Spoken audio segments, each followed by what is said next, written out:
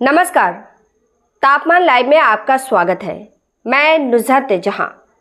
तापमान लाइव की इस प्रस्तुति में चर्चा राज्यसभा के उपचुनाव की।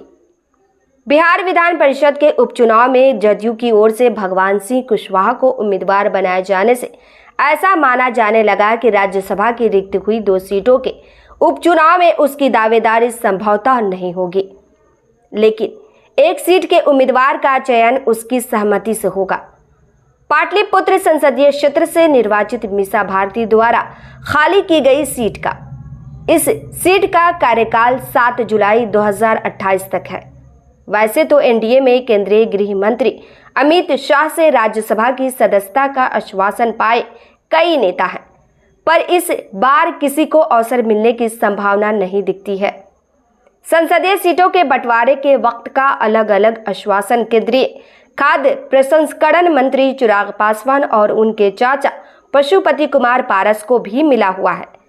ऐसा कहा जाता है कि चिराग पासवान अपनी मां रीना पासवान को राज्यसभा का सदस्य बनवाना चाहते हैं, तो लोकसभा चुनाव में पूरी तरह उपेक्षित कर दिए गए पशुपति कुमार पारस की बेचैनी खुद के लिए है। इस बाबत कुछ दिनों पूर्व उन्होंने भाजपा के केंद्रीय नेताओं से मुलाकात भी की थी। कोई असर नहीं पड़ा। परिस्थितियां सामान्य रहती तो दोनों में से किसी एक की इच्छा पूरी हो जाती, पर अब थोड़ा इंतजार करना पड़ जा सकता है।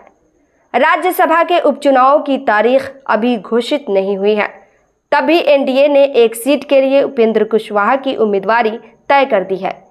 अब वह राजद की मीसा भारती द्वारा खाली की गई सीट से उम्मीदवार होंगे या भाजपा के विवेक ठाकुर द्वारा खाली की गई सीट से, इसकी आधिकारिक जानकारी उपलब्ध नहीं कराई गई है। प्रदेश भाजपा अध्यक्ष सम्राट चौधरी ने सिर्फ इतना कहा है कि निर्णय एनडीए का है। उपेंद्र कुशवाहा एनडीए के उम्मीदवार होंगे। इससे ऐसा समझा जा सकता है कि वह मीसा भारती द्वारा खाली की गई सीट से उम्मीदवार बनाए जा सकते हैं। क्या होता है क्या नहीं, यह वक्त बताएगा। अपनी उम्मीदवारी के लिए उपेंद्र कुशवाहा ने प्रधानमंत्री नरेंद्र मोदी और मुख्यमंत्री नीतीश कुमार समेत एनडीए के तमाम बड़े नेताओं का आभार जता दिया है। रालोमो सुप्रीमो उपेंद्र कुशवाहा काराकाट संसदीय क्षेत्र से एनडीए के उम्मीदवार थे, अपनों की साजिश का शिकार बन गए। सूत्रों के मुताबिक भाजपा के शीर्ष नेतृत्व के भी संज्ञान में है कि उनकी हार में पार्टी के कुछ स्थानीय नेताओं की संदिग्ध भूमिका रही है। वैसे चुनाव परिणाम के बाद के हालात ने भी उपेंद्र कुशवाहा को एनडीए में महत्व मिलने का आधार खड़ा कर दिया है। कहते हैं कि मुख्यमंत्री नीतीश कुमार भी उन्हें राज्यसभा का उम्मीदवार बनाए जाने के पक्ष में है। यह भी तय है कि उपेंद्र कुशवाहा चुने जाते हैं तो उन्हें केंद्रीय मंत्रिमंडल में जगह मिल सकती है। राज्यसभा की दूसरी सीट भाजपा के विवेक ठाकुर के नवादा से लोकसभा का सदस्य निर्वाचित होने से रिक्त हुई है। इस सीट का कार्यकाल 9 अप्रैल 2026 तक है। विश्लेषकों की माने तो मीसा भारती द्वारा खाली की गई सीट से उपेंद्र कुशवाहा उम्मीदवार होते हैं तो इस सीट से भाजपा अपना उम्मीदवार उतार सकती है। टकटकी कई नेताओं ने लगा रखी है।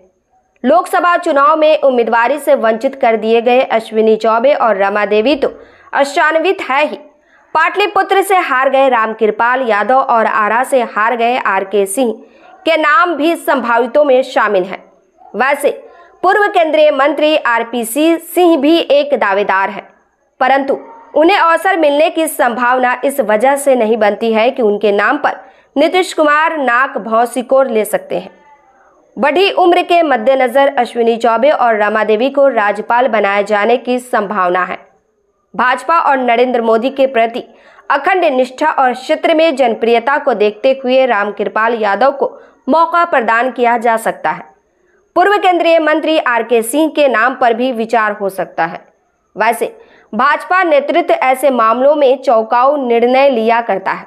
इस मामले में भी वैसा हुआ तो भूमिहार समाज के किसी नए चेहरे को राज्यसभा की सदस्यता मिल सकती है।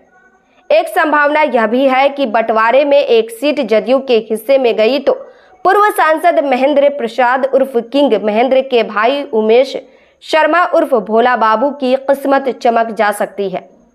एनडीए की अभी की राजनीति में भाजपा की जो स्थिति है उसमें ऐसा ही हो जाए तो वह अचरज की कोई बात नहीं होगी। इस प्रस्तुति में बस इतना ही। फिर मिलते हैं ऐसी ही दूसरी किसी खास खबर के साथ। वरिष्ठ पत्रकार विकास कुमार का यह विश्लेषण पसंद आया हो तो अपनी प्रतिक्रिया जरूर दीजिएगा। तापमान लाइव चैनल को देखिए, शेयर कीजिए, लाइक कीजिए और सब्सक्राइब अवश्य कीजिए। धन्यवाद।